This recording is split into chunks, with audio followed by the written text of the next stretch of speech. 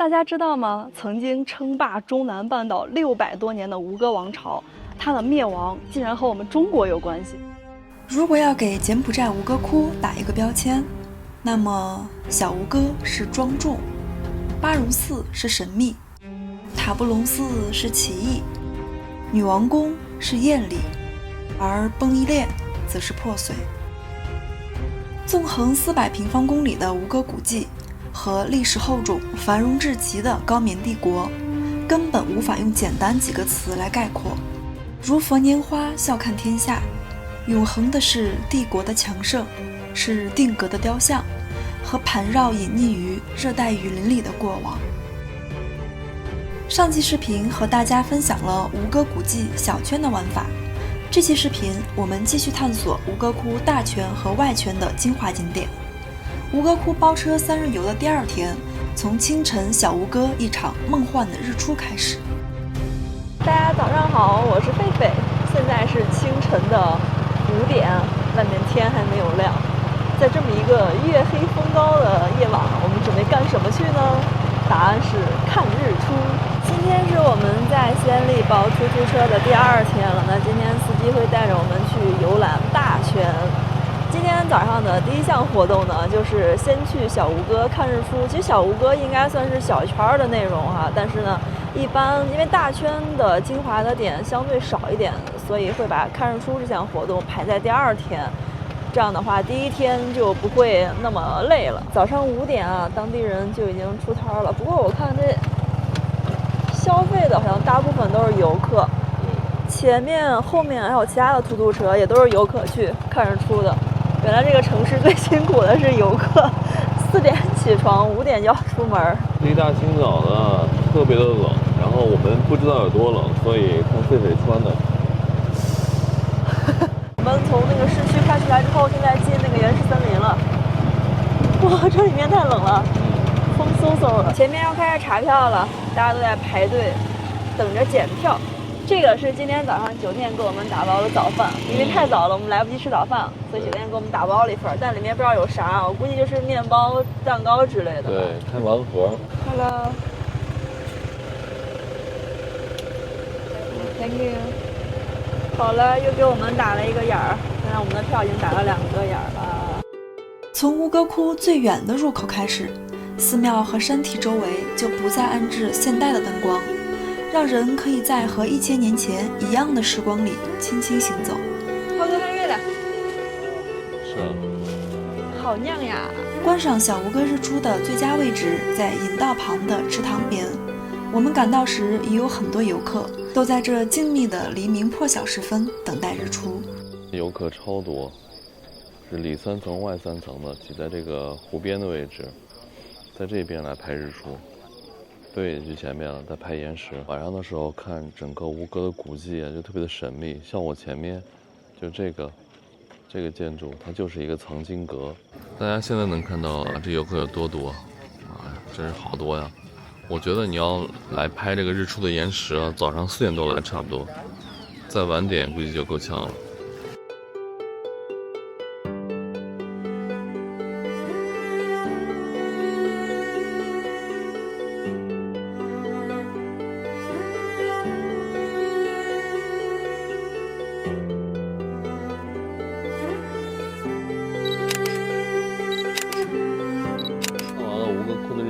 现在准备吃我们在酒店打包的早饭。看一下，开盲盒。哇，2片面包，2个橘子，2个鸡蛋，然后给了酱。不，这个是奶酪。挺好。黄油。就是简餐哈，这果酱吧？这个是果酱，那个是黄油。吃吧，咱俩盒应该是一样的。对，应该是一样的。准备吃饭了，吃完饭之后呢，我们就要离开小吴哥了，开始我们今天的包车1日游。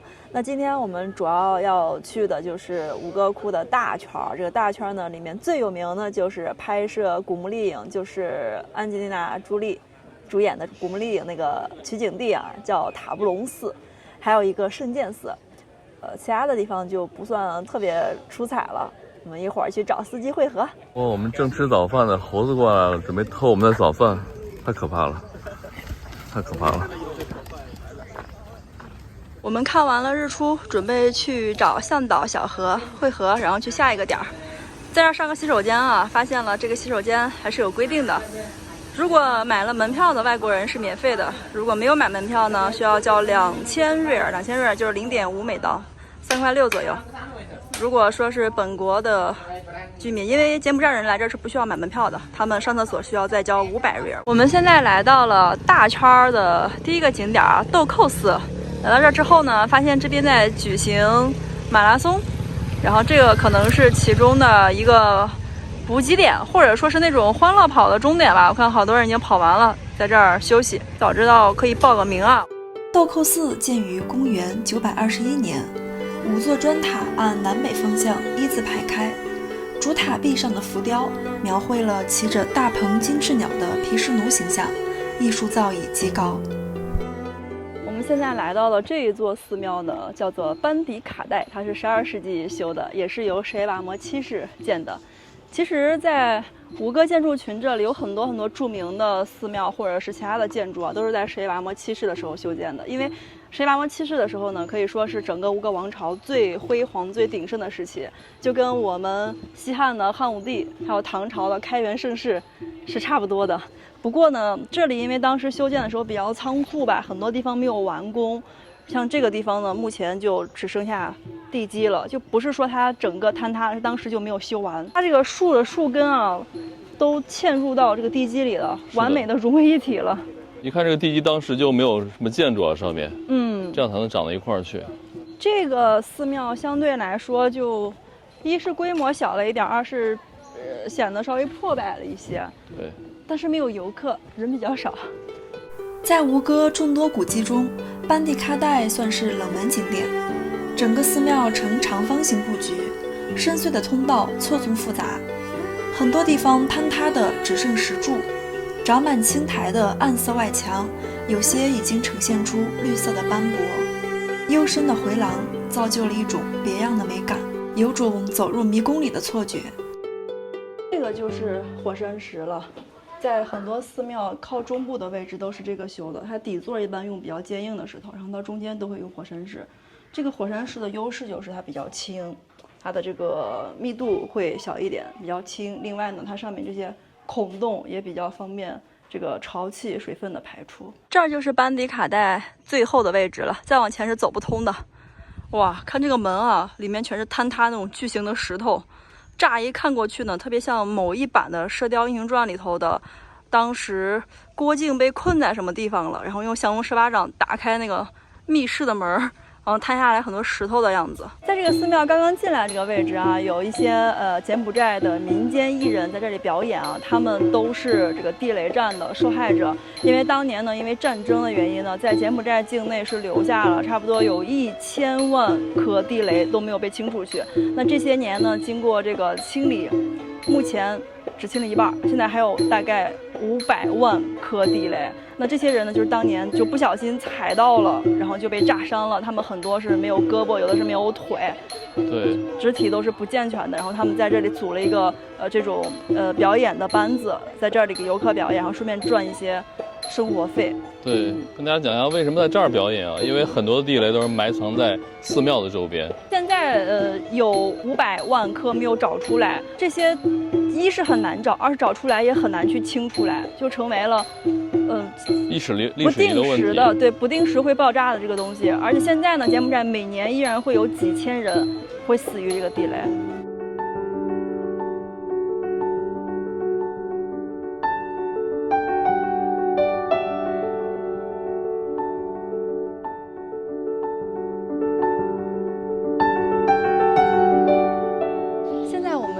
去今天这个吴哥建筑群大圈游里面最重要的一个景点啊，就是塔布隆寺。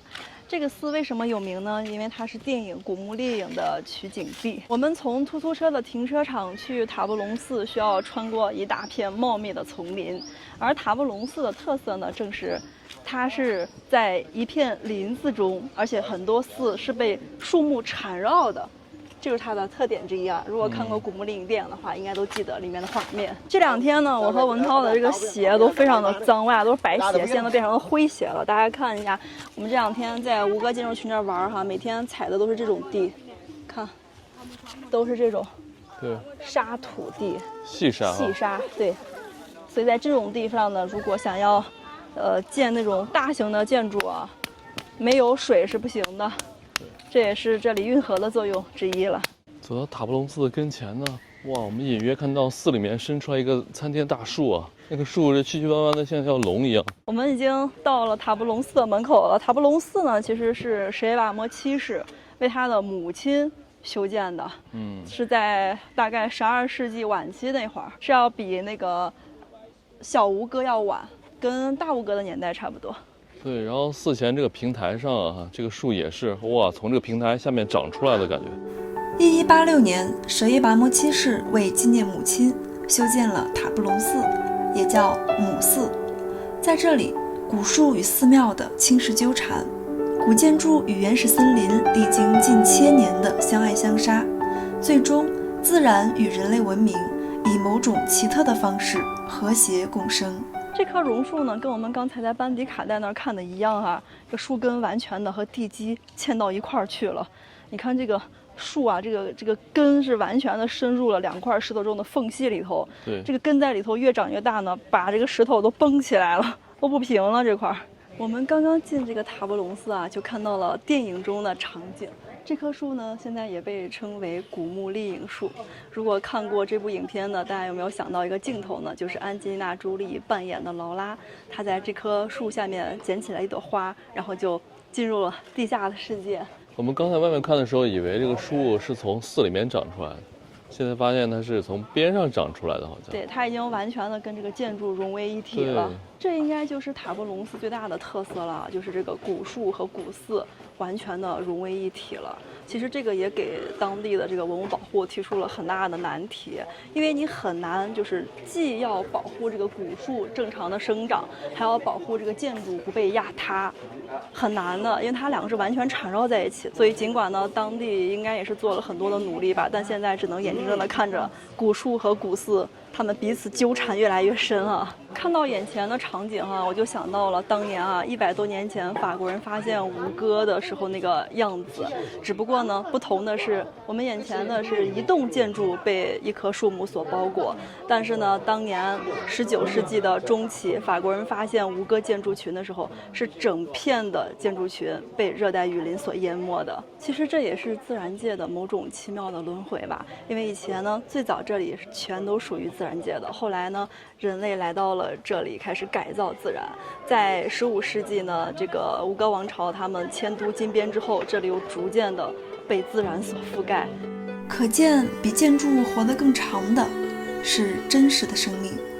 塔布隆寺的破坏源自于一粒粒种子，当种子随风飘落在建筑的石缝中，便生根发芽，野蛮生长，像水一样灌满所有建筑的缝隙，然后膨胀起来，建筑便土崩瓦解了。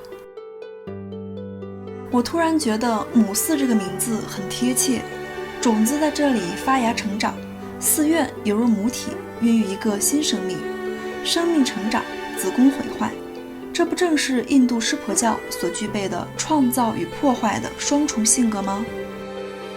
世界如此，生生不息。我们现在来到了塔布隆寺最后面的位置啊，这里特别的凉快，我们俩在这儿休息一下，顺便和大家探讨一个问题，就是关于吴哥寺的毁灭和吴哥王朝的灭亡。那关于吴哥窟为什么毁灭是有很多种说法的。有人说呢，是因为瘟疫，当时吴哥城里的人几乎都死光了。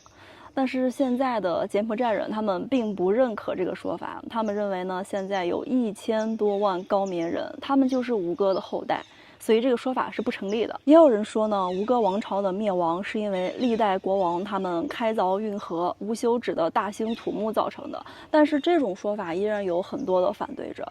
这些反对者呢，他们就认为以前的国王在这里开凿运河，一方面呢是方便了这些大型的石块可以运进来作为建筑材料，另一方面呢，也方便了沿岸的百姓进行农业灌溉。而且呢，先例的母亲河洞里萨湖千百年来作为东南亚蓄水池的这个地位是没有改变的，也就是说不存在生态破坏这一情况。甚至呢，还有人扯到了外星人。但是不管怎么说呢，事实的真相永远只有一个，那就是残酷的战争。说到这里呢，其实吴哥王朝的灭亡和吴哥窟的毁灭，和我们中国也是有一定的关系的。南宋末年的时候蒙古军队南征北战，他们一路南下，灭掉了大理国，并且呢开始准备征服东南亚。那当时呢，生活在云南境内的太祖人就被迫南迁了。那最开始的时候呢，柬埔寨人并没有太在意，但是呢，这个生活在北部丛林的太祖人，他们越战越勇，到最后呢，成立了很多小的国家，直到1238年，他们联合成了一个比较大的王国，叫做苏可泰王国。苏可泰也是今天这个泰国的雏形。那在北方大国学习了先进技术的太祖人，他们在和吴哥王朝的这个战争中是越战越勇。到了元朝末年的时候，有一次呢，泰王就御驾亲征，他们甚至一度攻破了吴哥城，并且占领了吴哥城长达6年之久。那后来呢，高棉人又打了回来，赶走了暹罗。那暹粒这个名字就这么来的，暹粒指的就是打退暹罗人的地方。那后来呢，这2个国家之间的战争就一直没有停止过，并且呢，暹罗人是占据了很大的优势。最终到了1432年的时候，吴哥王朝就决定迁都金边，因为频繁的战争呢，对吴哥这里的统治造成了很大的威胁，所以吴哥城就逐渐的被废弃掉了，而吴哥窟呢，整个慢慢的就被热带雨林所吞噬了。一直到400多年后，也就是公元1860几年的时候，法国人才发现了这里。而迁都金边之后的柬埔寨就迅速的衰落了下去。虽然说今天的柬埔寨王室依然可以说它是吴哥王朝的延续，但是呢，它再也不是大国了。柬埔寨的命运呢，就像奥匈帝国解体后的奥地利一样了。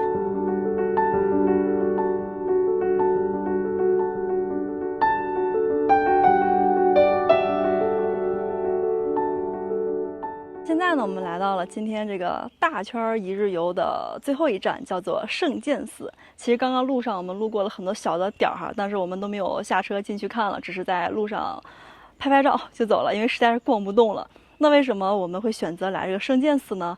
因为圣剑寺是现存的这个吴哥遗迹中最大的几座之一。圣剑寺呢是在12世纪晚期修建的，它的建造者是谁呢？当然是我们伟大的舍耶跋摩七世，就是大吴哥的建造者。那圣剑寺呢，也是在大吴哥那里修建完成之前的国王的住所。那边修好之后呢，就从圣剑寺搬到了巴戎寺那儿了。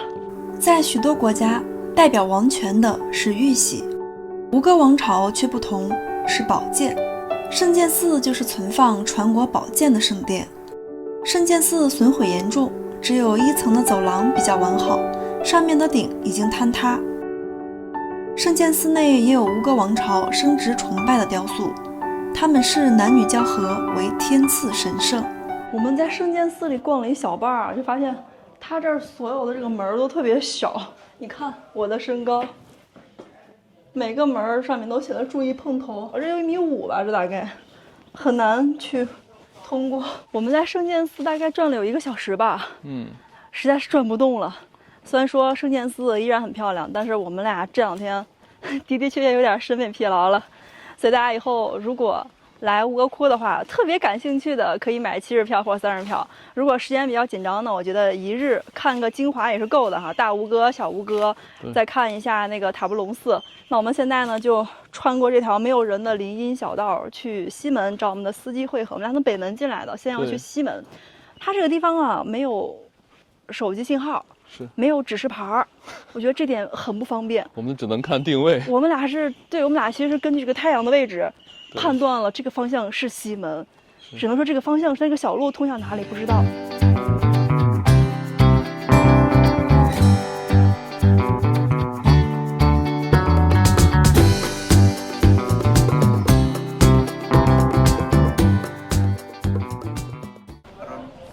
阿隆索斯蒂，早上好，是早上好的意思。今天就是我们包车的最后一天了，对。然后我们要走这个外圈哈，对。我们要去那个女王宫。女王宫和崩密列。对，那从这里走女王宫就37公里的，我们就开车大概是40分钟到1个小时。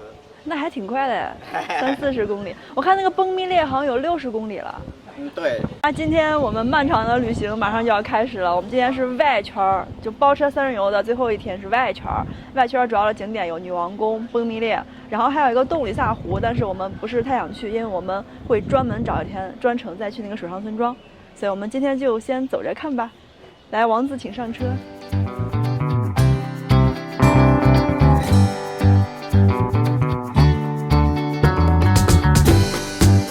下午回来可以买一个。3天就结束了。经过了1个小时的颠簸，我们终于从暹粒的市区来到了女王宫这里啊！大家看一下我的发型。今天我们的司机小何开得飞快，一路上我早上起来，吹风机吹好的发型就变成这样了，大背头直接是。再给大家看一下我今天穿的衣服哈。光有一条这个东南亚特色的大象裤是远远不够的，所以我又买了一件大象衣。这是我在暹粒的夜市上买的，这件衣服是$2，$2。大象下面印了一个柬埔寨的国名 Cambodia。小何把我们俩放在女王宫的入口这里，从这儿可以进去参观了。在这个地方呢，还有一个售票处。可能是有一些游客是不是第一天从这个外圈开始参观呢？所以这边也可以买票哈。明显的感觉到女王宫这游客比别的地方少一些，远，太远。我们刚才碰到一个外国的大叔，欧洲那边的吧，他看了门票之后呢，他说：“哇，好贵啊！”看来这个吴哥窟的门票真的挺贵。在女王宫的入口这里有一个关于女王宫的介绍哈。女王宫的在本地人他们叫班蒂斯雷。然后它的建筑年代呢，跟墨西哥的玛雅是差不多的，公元900年。还有更早一些的是婆罗浮屠，还有这个是吴哥这里的另一个寺叫巴空寺，这些都是比较早的。像我们前面去的这个小吴哥、大吴哥，这些都是稍微靠后的，到公元的12和13世纪了。所以今天我们要参观的这个是非常早的。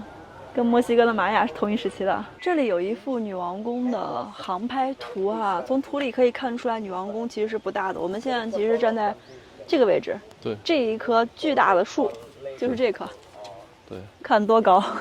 哇，吴哥这边的这种巨树特别的多。对，我们现在其实是站在这个树下这个位置的，然后再往前面走呢，这就是主要的入口的一个门。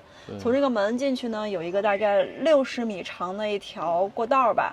从过道进入之后，这里才是整个的主殿部分。女王宫的面积虽然不算特别大呢，但是它依然是修建了整圈的护城河。这个里面参观的重点就是正殿里的3座宝塔，其中最中间的这个宝塔里面供的是湿婆神。然后这条其实是一个中轴线，中轴线的以北供奉的是湿婆，然后以南供奉的是毗湿奴。我们现在正在走的这条通道就是通往女王宫的60米长的那一条引道了。其实我们现在站到这个位置，就可以看到整个女王宫的全貌了。女王宫真的是不大，那女王宫的规模是这么的小，并且呢，它离暹粒市区又远，有40多公里。为什么还能吸引这么多的游客呢？答案就是女王宫的雕刻是所有吴哥建筑群中最精美的。因为女王宫呢被发现的时候是比较晚的哈，大概是1911几年了。那当时被发现的时候呢，很多人根据它这个雕刻的精美细致的程度，都推断女王宫应该是公元13到14世纪期间的建筑。但是呢，后来随着一些碑刻铭文的出土，大家才发现，才证实。根据铭文的介绍呢，女王宫是修建于公元10世纪，就公元967年。正是因为女王宫超高的艺术造诣呢，它也被称为吴哥艺术之钻，很多人来这里参观的。它当时修的年代也是比较长的哈，是从公元967年开始修建的。然后完工的时间是到了下一个世纪，是公元1002年。那女王宫这个名字是怎么由来的呢？现在一般大家比较公认的是下面这种说法哈，就是说呢，女王宫它首先是比较小巧玲珑的，并且呢，里面的雕刻是非常的精美且细腻的。而且呢，女王宫这里它并没有采用吴哥建筑群中大量使用的青砂岩，而是使用了暹粒本地的这个红土。所以大家现在看上去呢，整个的女王宫它的外观基本上是呈红色的。现在阳光比较强烈，不太能看出来，一般会在雨后初晴的时候它是散发出那种特别红的色彩，所以呢，小巧玲珑精致，再加上红色。所以很多人会把这个和女人联系起来，就叫它女王宫了。但是呢，也有一些其他的说法啊，比如呢，有人会认为呢，女王宫它的雕刻太过于细腻了，完全不像出自于男人的手笔，所以他们认为女王宫可能是由女人建筑师雕刻而成的。也有一种说法呢，说当时的这个吴哥王朝战乱比较多，所以呢，在远离吴哥王城的地方，离吴哥王城40多公里，在这里去修建一座女王宫。拿这个宫殿专门用来藏匿在战乱时期的后宫佳丽的。女王宫里的雕刻啊，真的是非常的细腻。看这些柱子上的，难以想象这是1000多年前的作品。还有这里，这根柱子上刻的这些呲牙咧嘴的怪兽，就是象征着时间的卡拉。可以看一下这些细节，看看它们的牙齿。太清楚了，它这建筑实在是太好看了。如果你是当时的发现者，你会认为它是10世纪的产物吗？我觉得比那个小吴哥、大吴哥他们后面200-300年才修的这些艺术造诣是更高的。最主要就是它这个细节刻画的特别到位哈。你看每一个门檐上，还有那种小的那种雕像，包括门口那种雕像，都特别的精美。对。上面的那些浮雕呢，有一些就是单纯的某一个佛像，然后有一些呢是讲的是印度神话中的故事。对，同样呢，这个里面也有如海翻腾的一些画面的呈现。我觉得啊，这个女王宫的艺术造诣比大吴哥、小吴哥还要高的原因，主要是因为红土。红土它是一种很好的建筑材料，它里面含的水分是比较多的，然后在它表面呢干掉之后，其实跟木头一样，是非常便于去雕刻的。你可以去把很多的细枝末节都能够呈现出来，但青砂岩呢就没有办法去做得那么细，所以这里的简直是艺术的盛宴啊！我们刚刚在女王宫这里碰到了几位印度游客，因为女王宫的很多的浮雕都讲的是印度的神话故事，所以我们刚刚请教了印度游客，就这幅壁画讲的是什么呢？他们跟我们介绍了一下哈，就说这个中间的神就是时间之神卡拉。卡拉呢，它会随着时间流逝吞掉一切，它会吞掉水，吞掉食物，吞掉我们的时间，会让我们的皮肤由光滑变得粗糙，让我们的头发从黑变白，大概是这么个意思哈。我觉得印度人来这里旅游是对的，因为这里全都是他们的文化、他们的宗教这些东西。我刚才在出口呢，准备买那个菠萝，一个是1美刀，然后小何说不要买了，他给我买过了。太好了，谢谢。我们离开了女王宫，现在要去崩密列了。据小何和狒狒说，还要再走40分钟，1小时。40公里。哦。40公里，我们的车没有油了。加好了，这么快？1美刀差不多。哦，这是4200。哦，一刀哈，还可以，比中国便宜。比中国便宜，但是对我们就好贵。我们现在在去往崩密列的路上，路过这个地方的时候呢，小何给我们介绍啊，旁边我们看到的山就是荔枝山，荔枝山就是建造吴哥所用的石头的来源地。这些建筑材料全都是从荔枝山里头开采出来的。我们终于到了崩密列了，从女王宫到崩密列一共是40公里，突突车我们坐了1个多小时，又给我颠出了新发型了。刚才那个小何把我们俩放到这个路口，给我们交代了一下哈，说以前的这个崩密列周围这一片都是雷区，有很多地雷。现在呢是为了开发旅游呢，这些雷基本上都被排完了。是的。游客进去是没有什么危险的，但是他这么一说，我觉得心里还是怕怕的。小何现在在马路对面那儿一排商店，商店的后头有一棵大树，树下面有很多吊床啊。小何在那儿找了个吊床，在等我们俩先自己进景区去逛一逛。嗨，小朋友感觉扫地扫得生无可恋。崩密列因为距离市区太远了，所以这里游客非常少。刚刚在门口呢，我们只看到了3-4辆车。然后走了这么远呢，路上也没有看到别的游客。那我们为什么跑到距离市区这么远的地方来参观呢？因为崩密列跟我们之前去的那些地方完全是不一样的。如果我们说这个大吴哥、小吴哥代表了当时吴哥王朝这个建筑艺术最高峰，或者说是吴哥王朝最鼎盛、最辉煌的时期，那么崩密列象征的就是坍塌和破碎。崩密列修建于11世纪末、12世纪初的苏耶拔末20时期，它的设计风格与吴哥窟大致相同。寺庙很多建筑已经完全坍塌，只剩一堆荒冢。崩密列本意为莲花池，用来供奉湿婆神，但毁灭和崩解来得如此之快，随着王朝的没落，世人便遗忘了崩密列的存在。它已经塌成了这个样子了。这边是参观路线，是要围着这个遗迹看一圈的。它当时用的这个建筑材料啊，全是砂石。它是整个的吴哥古迹中第一座完全用砂石去修建的。这种建筑材料呢，它不是太结实，所以它就坍得比较快，比较彻底。本来是应该有个侧门的，结果这个侧门也是坍塌的。以前呢，游客来这儿的时候呢，是可以从这些乱石中穿过去，然后到有一些殿门没有封死，里面还有一些雕塑可以看。但是现在呢，第一是为了保护文物，第二也是为了保护游客，因为爬这个特别的危险。但景区呢，就只能让游客从外围去走。个游戏，大家以前玩过没？我先说我玩过哈，就那个叫神庙逃亡。对，就一个人这样子跑，然后前面突然一个树横在前面，然后跳过去，或者从下面这样滋滑过去。接金币是吧？对。我最长玩过2个小时，没有断掉。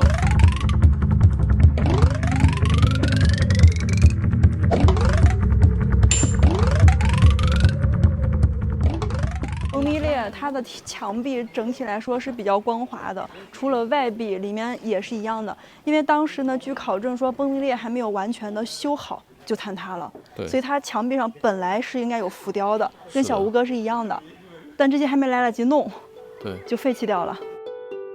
在崩密列，脑海中一直浮现周杰伦的歌：浮屠塔断了几层，断了谁的魂？痛直奔一盏残灯，倾塌的山门。斑驳的城门盘踞着老树根，石板上回荡的是在等。法国导演让·雅克·阿诺在此拍摄《虎兄虎弟》时，曾搭建了木质走廊，如今变成了游客的参观路线。崩密列的主殿已经完全坍塌，被青苔覆盖，被杂草掩埋，被树根撕裂。那些曲曲折折的树枝藤蔓，缠绕着窗棂、门梁和雕花的石刻，一粒粒种子长成了参天巨树，代替的湿婆成为崩密列的主人。大自然无坚不摧的力量让人心生敬畏。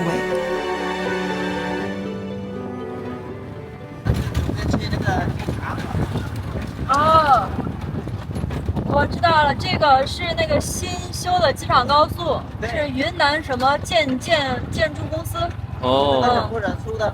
对，中国人修的。对，果然中国的高速啊，路牌一看就是。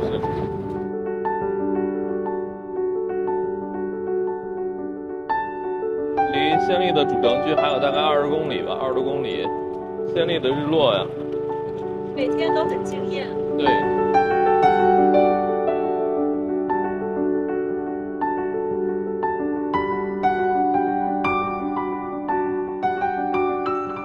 现在路过了一个村庄，小何说带我们吃一下烤青蛙。哇，这吃的好多呀！烤鸡啊！这个是鸡，这是鸡，这是小鱼。对，小鱼都是从那个湖那边带过来。洞里萨湖啊？洞里萨湖。哦。对，然后这旁边的鸡是青蛙。这个是青蛙吗？对，青蛙。青蛙。里面它就包那个肉，包那个猪肉。这是3只。对啊，青蛙里面包猪肉啊，猪肉把内脏去掉了。对，然后鸡都是他们住在那个家，他们是让的。哦，跑地鸡。那个荷叶当碗用的。哦。上次在马德旺时候那大哥跟我们讲的。对。荷叶当地的用处是很多的，当盘子用。一般是当地人他们就打包来家啊。这个荷叶是打包的。对，会打包。青蛙多少钱？1万金币。1万减币。1万瑞尔。对，1万瑞尔。小何，鸡多少钱？1万哦。3万减币。3万减币。3万减币，这个是1万减币啊，8美金。那鱼呢？鱼多少钱？1万。1万哈。哦，全部都是鱼哈，各种各样的鱼。小何。是。哪个鱼好吃？啊，那个鱼好吃啊。啊。一般他们喜欢吃这个鱼。小何，你吃什么？你吃什么？随便你的。我说你吃什么，你吃什么我们给你买。啊，不了，你们就吃就 OK 了。我们一起吃吧。要脱鞋哈。对。我们的晚饭已经烤好了，看，3条鱼，3只青蛙，还有一盘这个是蘸料，是拿这个蘸着吃。用那个鱼油。哦，这个是红米饭，是主食了，还给我们上了2盆这个，这不是喝的啊，这是洗手用的，里面放了柠檬，味道特别清新。小何，这个青蛙怎么吃？青蛙你就不用加那个什么的酱料的，因为味道就 OK 了。味道就好吃了，正常吃什么样的就是都 OK。但是如果你有炸那个辣椒都 OK， 能吃没关系。给你看的有那个肉，有那个猪肉，猪肉，有那个猪肉，他就把那个猪肉，他就把那个有一点把那个汤汁，对，汁都拔的。因为青蛙比较小，没有多少肉，对，所以往里面塞点肉。对，青蛙这个腿好像鸡腿啊，对，好大，胖的。嗯，哇，好吃，很嫩，肉很嫩。嗯，一个青蛙只有2个腿吗？对，这2个腿好小呀。好少。对，那就不是腿，那是上肢，没肉的。对，没有。哇，看，香的流油。青蛙的这个皮也可以吃吗？可以吃。可以。都是可以吃。猪肉很香。味道怎么样？甜甜的，里面有柠檬。对，有柠檬。放了柠檬，然后有生姜，是去腥的。哦，是。就跟我们吃的那个包子馅儿、饺子馅儿一样。哦。全是猪肉。对，小何把鱼给你扒好了。就在那个农村，就是皮都能吃。对，我们也可以吃，但是一些人都不吃，尝一下味道。加那个生姜都好吃。对。满满的蛋白质啊。对。然后加那个白，蘸这个。对，就加这个，多一点吧。蘸多一点。对，蘸多一点，对。我怕酸。是的。蘸上调料好吃，因为这个鱼不像那个青蛙上面刷过酱了。对。这个鱼是原味的，没有什么味道。没有什么味道，青蛙有味道。他不是有烤蛇？烤蛇也有，但是县里的好少。一般是在那个洞里沙湖。洞里沙湖就在那个路边，有那个当地人就烤蛇，烤蛇。都是当地的蛇吗？吃。好吃。不然是进口的蛇吗？你们这边蛇多哈？对，蛇多，所以蛇也是对我们也是好吃。猪烤、猪炒、猪汤都好吃。小何，你带我们去的地方比那个市区都便宜。对。本地人去的地方就是比游客去的便宜。对，好的，再吧。阿公。撞车了，出车祸了。小何。什么？辛苦了。谢谢。小何，你有什么想对中国朋友说的？希望的让那个中国朋友来到我们的国家旅游的越来越多。因为如果他们这来的越来越多，我也就多一点的工作做的。对的，有更多的工作机会，我相信会的啊！大家其实看到我们这边柬埔寨很好玩、很安全、很漂亮，而且人都很友好啊。对，真的，我就介绍他觉得来到县里的最安全的你看到旁边人太多，都是来到这个酒吧街很有名的景点的。对，每个人都打算来到这里的旅游玩的。对，那我们就跟小何分开了，我们一起玩了3天，小何这2天也特别的辛苦。谢谢，非常的感谢你。谢谢，好，谢谢，好，拜拜。